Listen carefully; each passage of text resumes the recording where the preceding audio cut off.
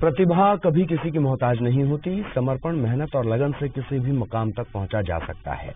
मध्य प्रदेश में छोटे शहरों के बच्चे भी अपने हुनर से बुलंदियों पर पहुंच रहे हैं। दमोह के श्रीकांत चौबे खो-खो टीम के नेशनल के कैप्टन बन गए हैं। दमोह के इस खिलाड़ी की कामयाबी से पूरा परिवार खुश है।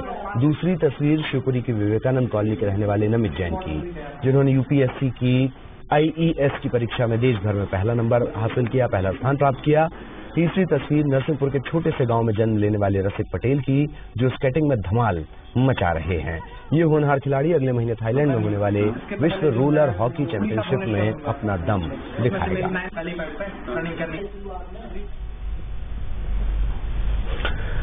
तो विस्तार से आपको बताते हैं, शिवपुरी के नमित जैन ने आईईएस की परीक्षा में देश भर में पहला स्थान हासिल किया। आईआईटी गुवाहाटी से 2015 में सिविल इंजीनियरिंग में ग्रेजुएट नमित ने आईईएस के लिए दिल्ली में रहकर पढ़ाई की और उसके बाद ये मुकाम हासिल किया।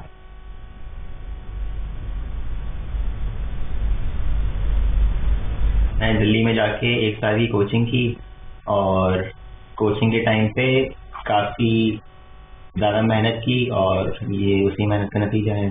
सबसे जरूरी, अगर किसी भी कॉम्पिटिटिव एग्जाम की तैयारी कर रहे हो तो पहले आप बहुत ज्यादा मोटिवेशन, आपका बहुत सही डायरेक्शन होना चाहिए।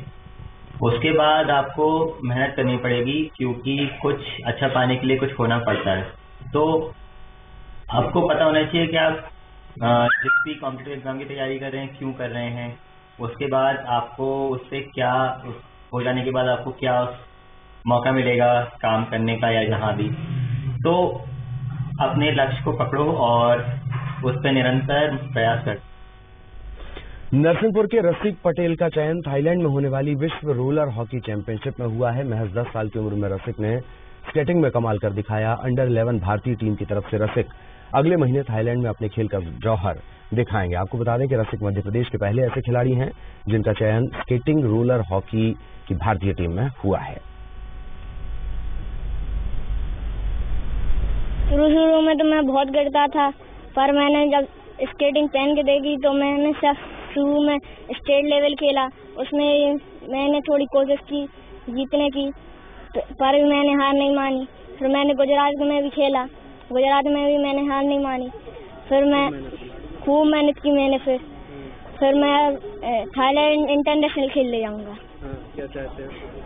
मैं चाहता हूँ कि मेरा देश का नाम बहुत ऊंचा और स्कूल का भी। जी बिल्कुल, बहुत एक गर्व महसूस हो रहा है कि हमारे छोटे से शहर से एक हमारे जो विद्यालय से बच्चा सेलेक्ट हुआ है जो सीधा देश के लिए खेलेगा। तो एक अपने आप में एक गर्व का अनुभव हो रहा है। बिल्कुल, उसकी परफॉर्मेंस देख के तो बिल्कुल लग रहा है कि वो बिल्कुल हमारे शहर का और स्कूल का नाम रोशन करेगा और देश के लिए और आगे बढ़ेगा। सर, प्रिंसिपल साहब का फोन आया था, उन्होंने बताया कि रसिक का सिलेक्शन हो गया इंडिया टीम में। जैसे ही उन्होंने बताया हमको बहुत खुशी हुई। एक गांव का बच्चा देश के लिए कुछ करके आएगा। इधर दमोह के रहने वाले श्रीकांत चौबे के खेल का हुनर अब मलेशिया में देखने को मिलेगा। देश की खो-खो टीम के नेशनल कैप्टन के तौर पर श्रीकांत चौबे के चयन से उनके पिता बेहद खुश हैं। उनके पिता का कहना है कि उनका बेटा विदेशों में भी देश का नाम रोशन करेगा।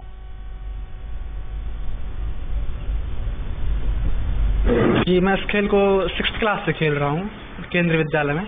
मैं केवी में स्टडी करता हूँ, अभी पास आउट हो गया हूँ। तो मैं इस क्लास को 6th क्लास से खेल रहा हूँ इस गेम को।